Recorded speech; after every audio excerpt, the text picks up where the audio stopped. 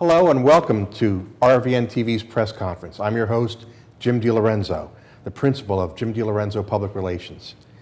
In my public relations career, I've had the good fortune to meet many interesting people: athletes, entrepreneurs, reporters, coaches, authors, executives, editors, entertainers, and innovators. Each week I will bring these fascinating people into the studios and ask them insightful questions to reveal their great stories. Today my guest is Mike Dershowitz, the founder and CEO of Rethink Staffing. An innovator, an entrepreneur, and a disruptor, Mike launched Rethink Staffing in 2015 in the Philippines, offering new job training and opportunities in the developing world. This fall, Mike is bringing the lessons and successes of Rethink Staffing in the Philippines to Philadelphia. The same principles, the same economic model, in the city's most at-risk neighborhood, Kensington. His vision is for a fair trade call center and bringing back middle-class employment to America's inner cities. And it's a powerful vision, and I hope all of us can learn a little bit more about this new economic model and what it means for our region and for the world. So my first question to you today, Mike, is if you could, you have an interesting economic philosophy that you've developed, and I was hoping you could explain that to me and to our audience. Absolutely, and Jim, thanks very much for the invitation to be here. I'm very excited.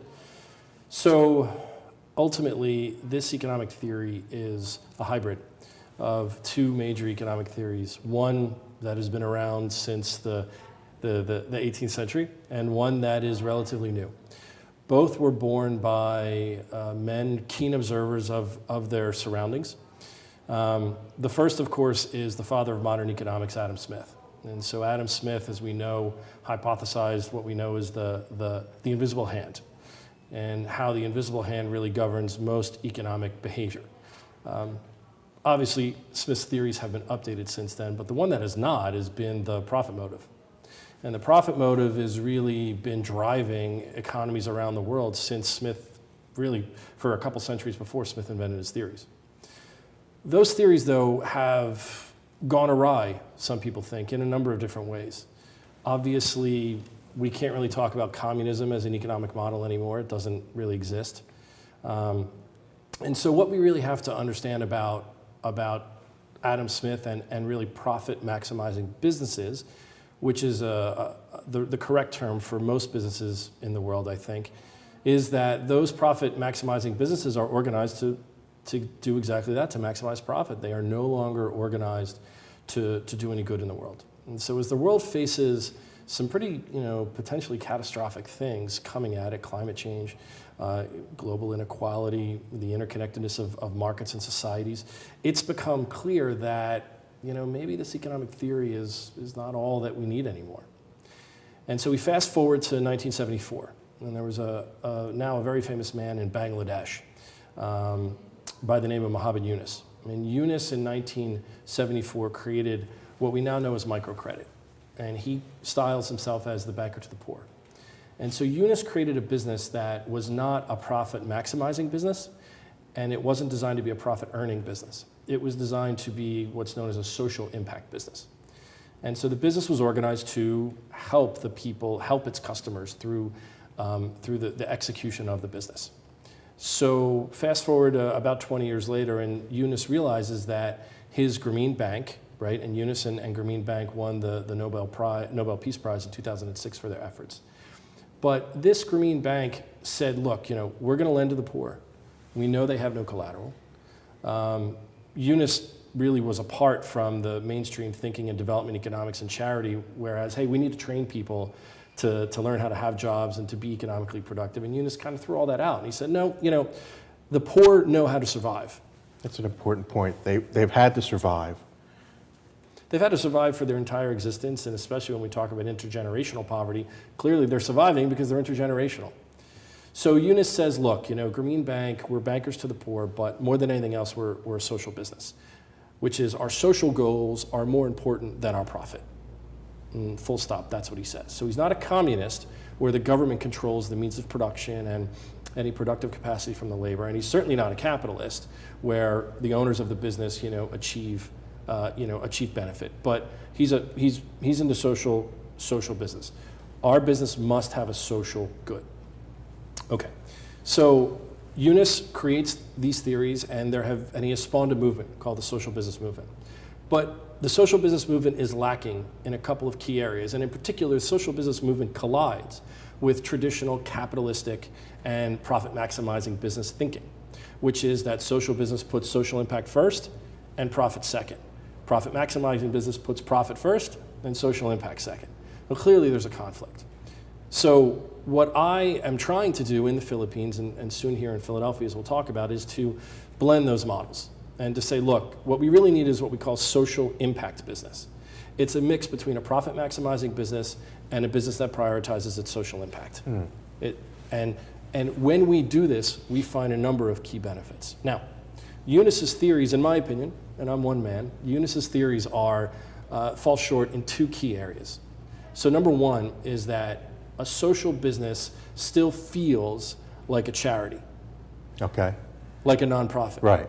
So the people that run it tend to be incredibly altruistic and care not much for money themselves. Right. Well, as we know, a lot of the productive talent, the managerial, the entrepreneurial talent that exists in the world, they actually care about money, I being one of them. Why do I care about money? I care about money because I'm a family man and I have wants and desires, and I need money and economic security in order to fulfill those desires and in order to make my family secure, because I live within a market economy. Sure. And I live with a bunch of other capitalists. So I can't just say, you know, I'm going to be a monk and, you know, and I'm not going to date. It doesn't work that way, right? So I think Eunice leaves a ton of potential on the table in his theories because he doesn't address what entrepreneurs want and need to be motivated to go out and create businesses. But where Eunice is right is Eunice says, look, social business, you know, it could be a force for good in the world. We're going to put poverty in a museum someday. That's what Eunice says. We're going to put poverty in a museum. And I think he's right through social impact business, not necessarily through social business, because he's unlocking this talent.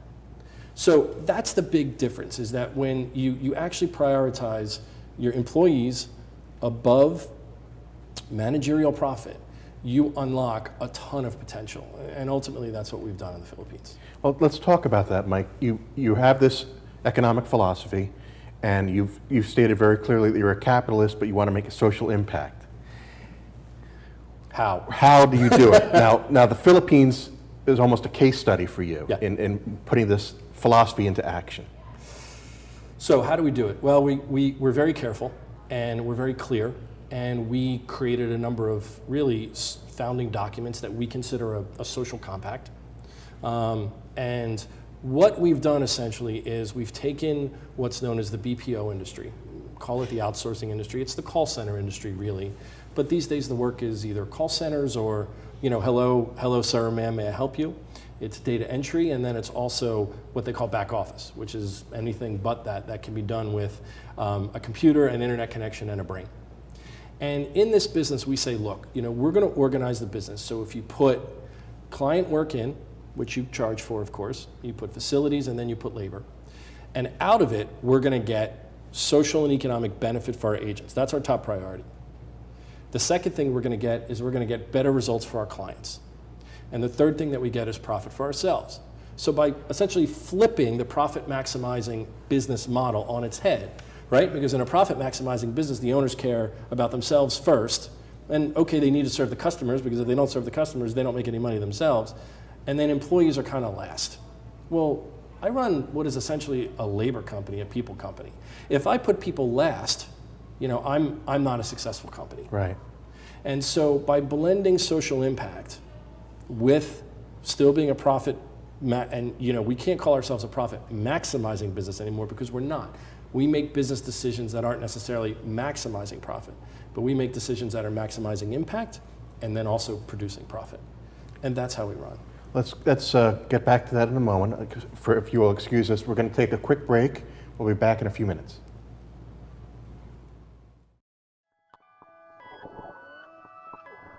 There's good reason for my glistening skin, and how I shine, and how my pores are so clean and clear.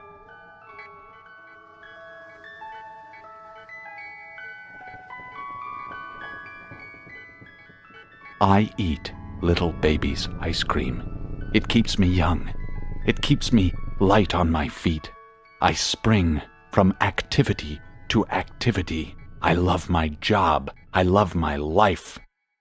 When you eat little baby's ice cream, you'll wink and nod and hug and high-five each other with great enthusiasm. This is a special time. Little baby's ice cream. Ice cream is a feeling.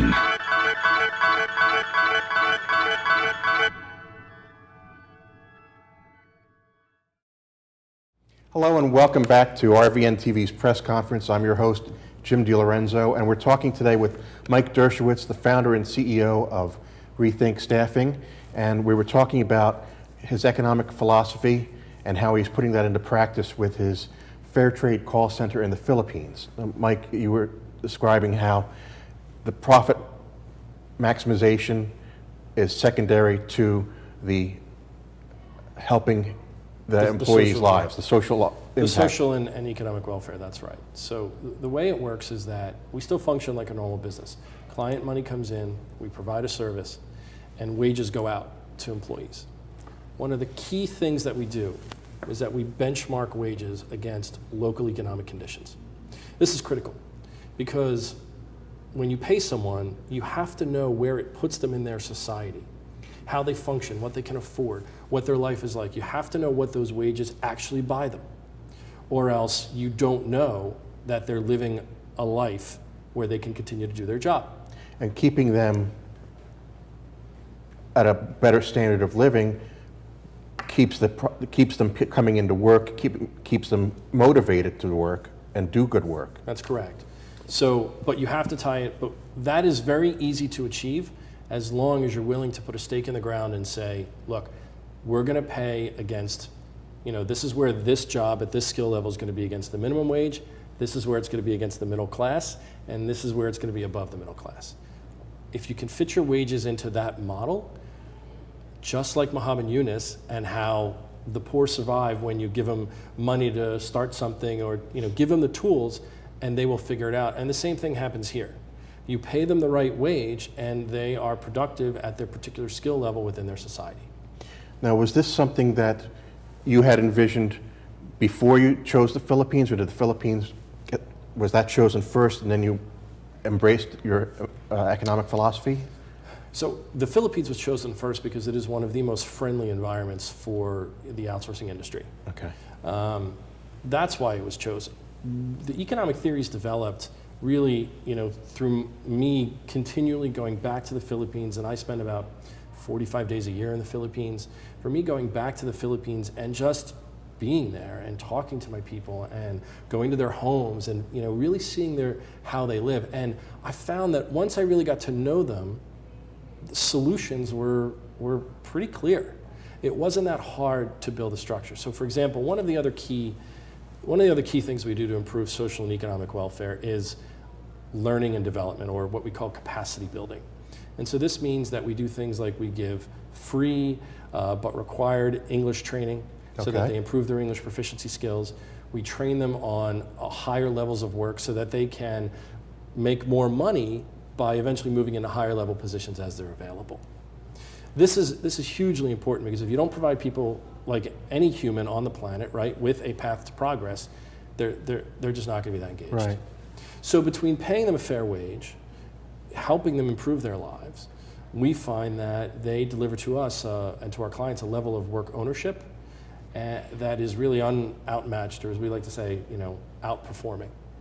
And so it's been a great model that's enabled us to grow from 3 people in November of 2015 to multiple hundreds now. Wow. And we should get to about 600, almost 700 people by the end of next year.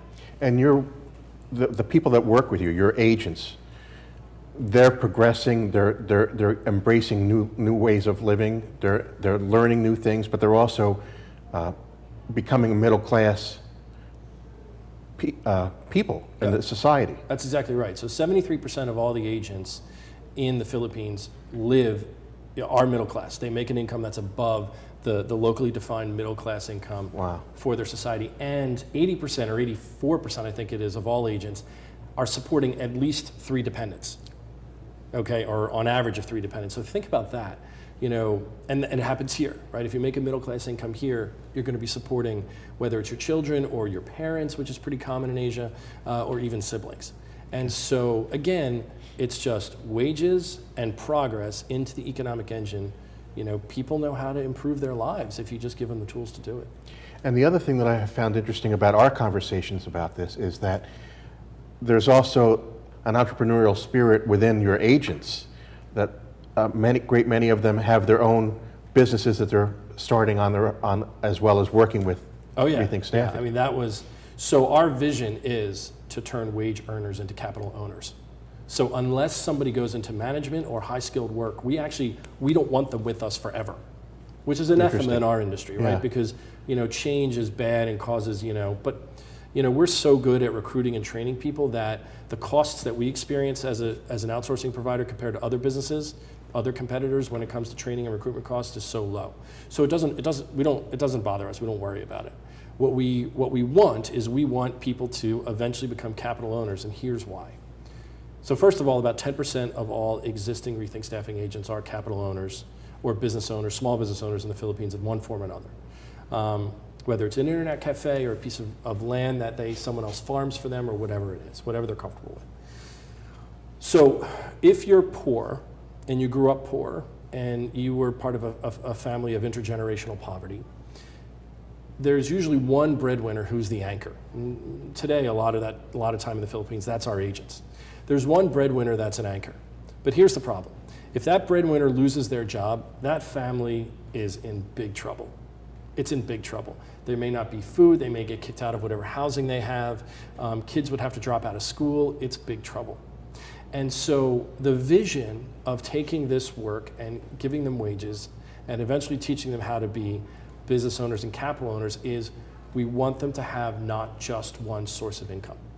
If you think about the average American, we have our job, we have our home that we're building up equity in, we probably have a retirement or investment portfolio. Inherently in richer societies, we have multiple streams of income. And our societies are really, they're structured that way. In the developing world and in poorer communities, this is not the case. So we have to help them by either starting their own businesses or getting investments going to be capital owners. And once we can do that, we will finally break the poverty cycle. Because remember, we're still a regular business. A client can call us, and according to their contract, they can say, look, we're going through a massive slowdown. I need you to lay off, a third of our people. Right. But if they're capital owners, it's not the emergency that it is otherwise. Sure. Just like it's not for us. Well, hold that thought for a moment, Mike. We'll be back after this break. Let me tell you about the toughest guy on earth. He does the work of 2 jobs, but only gets paid for one. He's tough enough to feed the man that gave him a lifetime of nourishment. He has the crazy strength to lift the man that raised him up without even flinching. That's right. No employee of the month bonus check here. This guy, this warrior, will always be by his father's side, even if his dad will hardly remember. Good luck finding a gym to train for that. If this guy isn't the toughest guy on the planet, then I don't know who is. Caregiving is tougher than tough. Find the care guides you need at aarp.org/caregiving. Welcome back to RVNTV's press conference. I'm your host, Jim DeLorenzo, and we're talking today with Mike Dershowitz, the founder and CEO of Rethink Staffing, and we've just been talking about his economic philosophy, the social impact business, and we've talked about how he has brought that social impact business and embraced that economic philosophy with Rethink Staffing in the Philippines. And what I'm most fascinated by most recently with you is that you're taking this economic model, you're taking this success story in the Philippines, and you're bringing it to Philadelphia this fall, and you're bringing it to one of the city's, for want of a better word, notorious neighborhoods, Kensington, which has had its challenges for many, many years. It's only gotten more challenging for people that live in that neighborhood, in that community recently. So my first question to you is, why Philadelphia, why Kensington? Well, the Philadelphia question's easier, right? I'm a Philly boy, you know. So there was never really any question as to if we were going to try and apply the economic theory to an economically depressed neighborhood or an inner city in the United States, where it would be. I mean, of course, it would be Philly, right? And Philly's a great candidate, you know, not for good reasons, right? Philly's got the highest poverty rate of like 27 or 28% of any major city in the United States. Wow. So the ground is fertile. You know, the topic is germane. We got to Kensington through a couple of ways. I mean, we did an evaluation of economically depressed neighborhoods in the city. We looked at parts of West Philly, other parts of North Philly besides Kensington, a little bit of South Philly, and it was clear that Kensington, you know, definitely had some advantages. So it was a matrix, but more than anything else, what really got us over the hump was our partnership with Shift Capital, you know, in their Macon South facility, which is where the call center will be. Shift Capital has they are a private developer who has a master plan, you know, for a neighborhood of a city. I mean, that's innovative, right?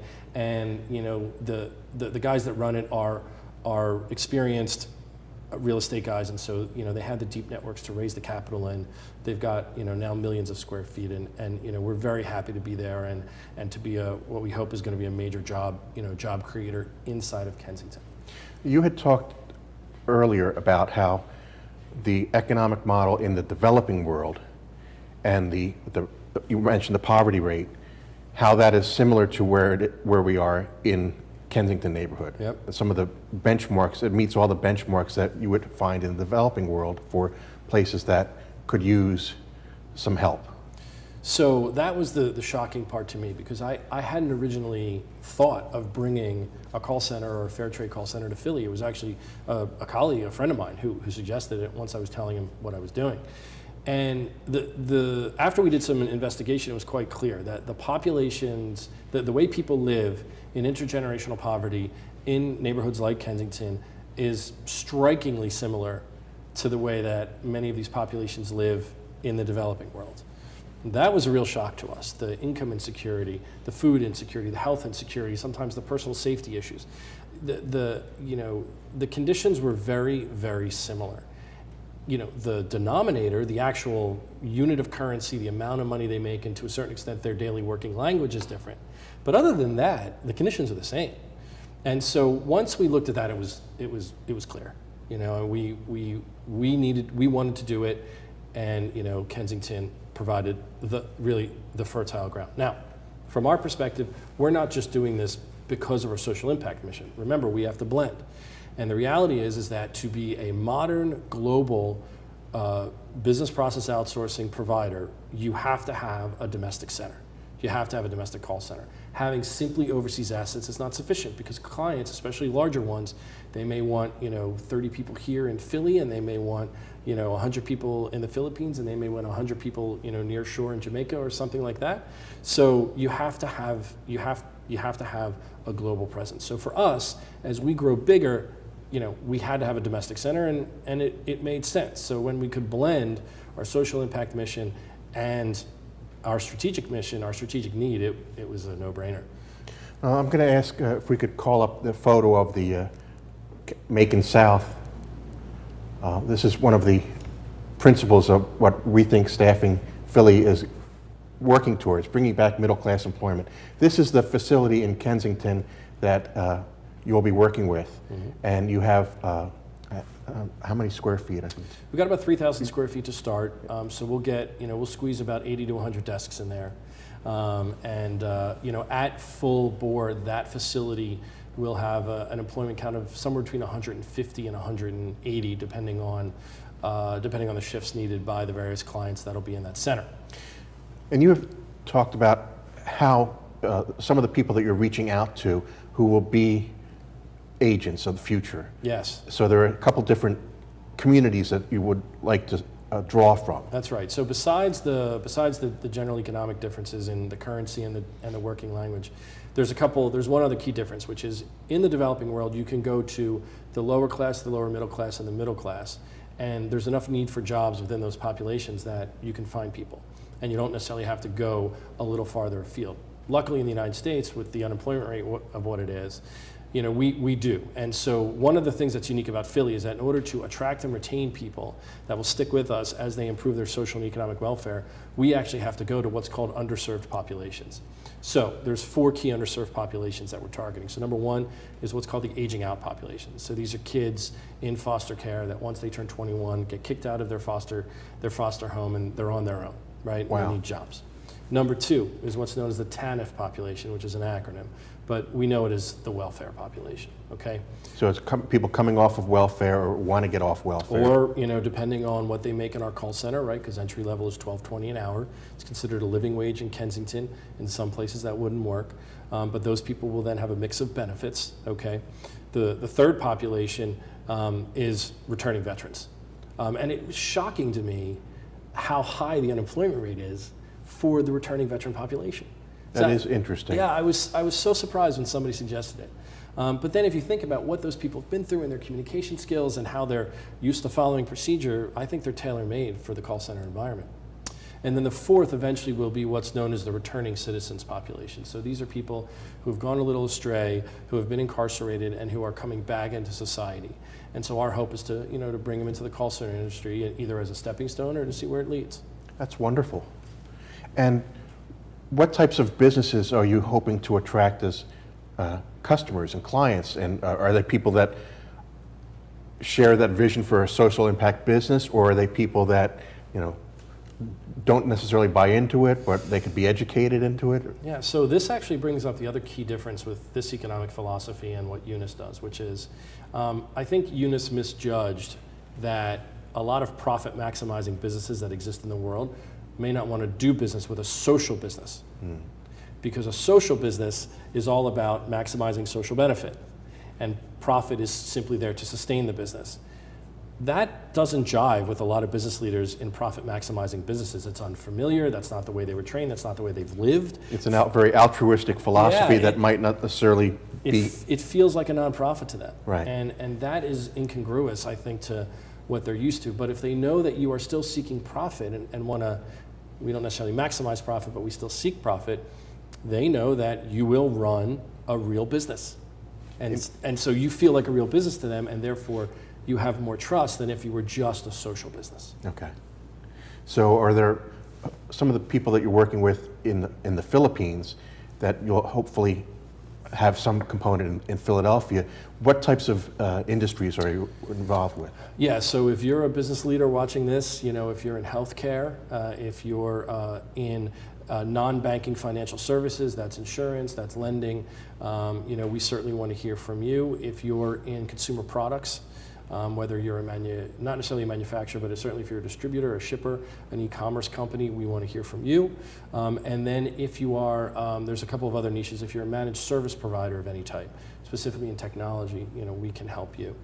There's the slate of businesses is quite wide. The only thing that really doesn't work is manufacturing. Okay. Right, unless they've got, unless they actually have consumer direct operations. But it's things like that. The only thing we really don't do right now is we don't do software development. But as we're trying to get this off the ground, we want to hear from everybody. So, if we could call up the one graphic I think that we had with the process, we had multiple bubbles, but not that one. I think the next one. That's it. There you go. Yeah. So if you could talk to this for just a moment, Mike. So this is important. So basically, on the left-hand side, this is what we promise and create within our agents, right? We're going to improve their social welfare, we're going to create economic progress in their lives, and we're going to build their capacity so they can eventually take on higher level work. You throw all those things into the mix, and what that produces is a higher level of work ownership in the actual agent, right? Many of our clients give us mad props because our agents feel like extensions of their team, which is what we want. And when you do all of that, you get a number of key things. Most importantly, which plagues our industry globally, is absenteeism and attrition. How about that? In the Philippines, we have an absenteeism rate that is 1/10 the industry average, and an attrition rate that's 1/8 the industry average. That's phenomenal. And we get higher productivity and quality as a result. And it's because when you help people progress in their lives, they feel they have more at stake, the environment is less stressful, and they're just more productive. If you want to learn more about Mike's business, you can go to rethinkstaffing.com and look for the subsection about Philadelphia. And there are some videos on there. Mike has told me some very interesting stories about the agents you'll see profiled on the website. And we're very excited that they'll be coming to Philadelphia this fall. I'd also remind you that if you want to contact Mike, you can contact him by email. Want to give your email address? Mike@rethinkstaffing.com. Okay. And if you're trying to reach out to me, Jim DeLorenzo, Jim DeLorenzo Public Relations. I'm on Twitter @JHD16, and my email address is jim@jhdenterprises.com, and my phone number is 215-266-5943. I'd love to speak with you about any questions you have about public relations, and hopefully we can have a nice chat, and perhaps someday we'll have you on as a guest on RVNTV's press conference. Thank you for watching. We'll look forward to seeing you again next week.